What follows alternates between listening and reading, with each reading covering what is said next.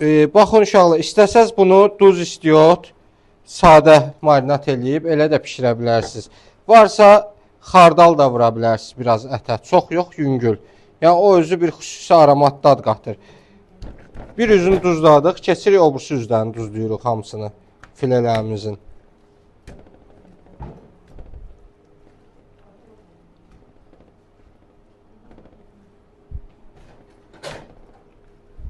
İstiyotu da vurandı uşaqlar. Elə vurun ki, çox şey olmasın da, yəni.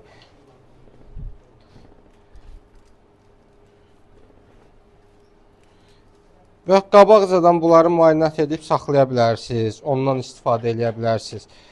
Bunların hamısını duz istiyot eləyəndən sonra uşaqlar unlayıb qızardacaq. Biraz duru yağ işlədəcək, biraz kərə yağ işlədəcək ki, həm kərə yağın dadı keçsin ona, həm də ki, duru yağın dadı keçsin ona. İkisini də istifadə edib. Penalı götürək buradan. Unlayırıq bu formada. Üstü biraz xırçıltılı olsun deyə bunu qabaqcadan belə duz istiyot eləyib unlayırıq. Hər iki üzündə. Bəli, hər iki üzündə unlayırıq ki, qızardanda hər iki tərəfi də xırçıltılı olsun.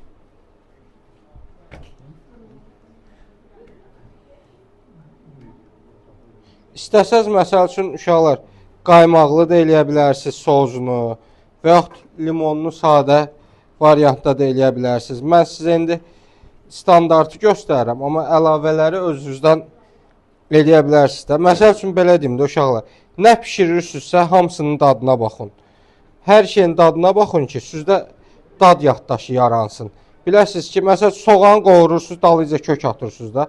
Soğan tək qovurulanda nə dad verir, onu biləsiniz. Köklə olanda nə dad verir, onu biləsiniz. Etap, bəli. Biber vurursunuzsa, biberlə olanda onu nə dad verir, onu biləsiniz. Üçü qarışanda. Ondan sonra nəsə hazırlayanda ki, bilirsiniz ki, bu buna gedir, bu bununla uyğun gəlmir, məsəl üçün. Olan hamısını bilmək üçün hər şey pişirəndə nə hazırlayırsınız, hamısının dadına baxın.